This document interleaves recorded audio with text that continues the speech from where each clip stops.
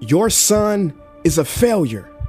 He's barely passing my class, and with grades like this, I'm just not sure what kind of future he's gonna have. What do you have to say for yourself? You're supposed to graduate this year. Listen to Mr. Johnson. What kind of future do you think you're gonna have? With all due respect, don't call me a failure. Failure is an event, not a person, in fact. And you talk about the future, Mr. Johnson, but you're not preparing us for that. Excuse me? Just listen to what I'm saying. This should be good. Would you agree that in the future, most careers will become automated? Yeah, so? So the people who succeed will have to be curious, innovative, with resilience to adapt to new changes. What's your point? My point is, the focus in this school is not on that. It is on regurgitating information and test taking, and that's just real. But in today's world, creativity is the most important leadership skill. Oh, that's how you feel. You don't have to believe me, but maybe you will believe the 1,500 executives who recently said creativity is the most important leadership skill. See, pretty soon, no one will be hired because of what they know. Because who cares what you know or if you've memorized a fact? We've got Google and Siri for that. In the future, people will be hired because of what they can do with their knowledge. Can they creatively solve real-world problems, not just follow instructions or directions and bubble in multiple choice questions? So, Mom, that's why I'm stressed, because these robotic tasks we learn in school should stop. Because no one can do a robot's job better than a robot. Billionaire founder of Alibaba, Jack Ma, said that we should not compete with artificial intelligence, but instead focus on developing unique human intelligence. Mr. Johnson, drills are for teeth, not the human mind. So these repetitive knowledge-based tasks we must leave behind. Or in the future, you're gonna find a lot of people graduating out of your class right into the unemployment line. See, many top companies today don't look at grades. Mom, that old way is expiring. Google has been quoted as saying GPAs are worthless criteria for hiring. Founder of Tesla, Elon Musk, agrees.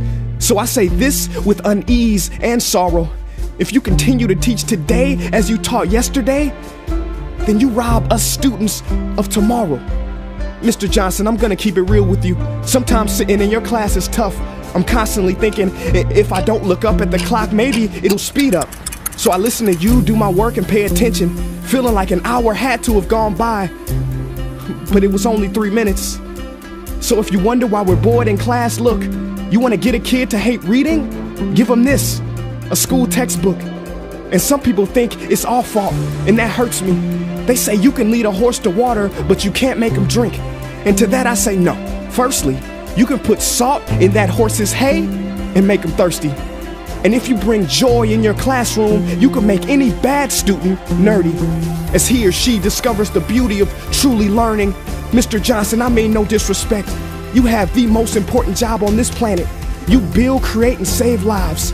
But if you really care about my future, like you say, then you have to fully commit and ask yourself honestly, how do I prepare a child for a future that doesn't yet exist?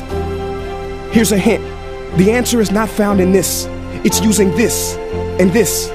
See, in the future, we will need more passion and compassion. People with inspired hearts and wisdom to uplift this planet. And Mom, I love you, but can I be real? Go ahead.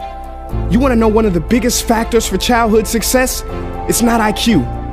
It's family meals. And we haven't had one of those in a while.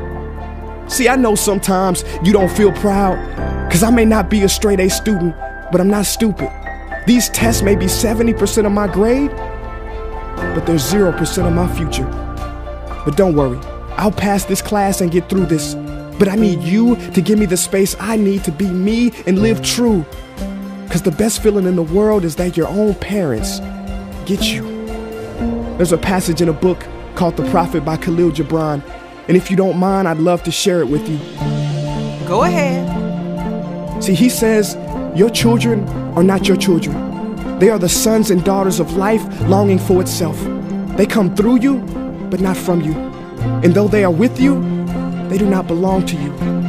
You may give them your love, but not your thoughts, for they have their own thoughts.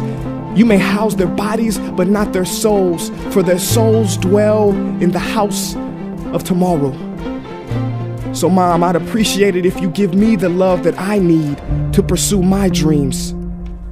See, if we are to succeed, all three of us need behavior change on all fronts. We talk about the future, but the future is now, and it is created now by all of us.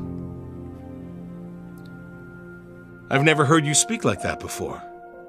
Yeah, I didn't know. But I'm going to reach out to administration and try to change some things. You have my word.